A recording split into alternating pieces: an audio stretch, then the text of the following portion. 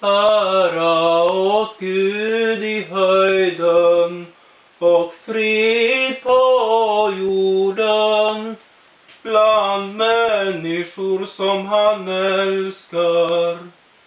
Vi prisar dig, vi tillber dig, vi tackar dig för dina verk.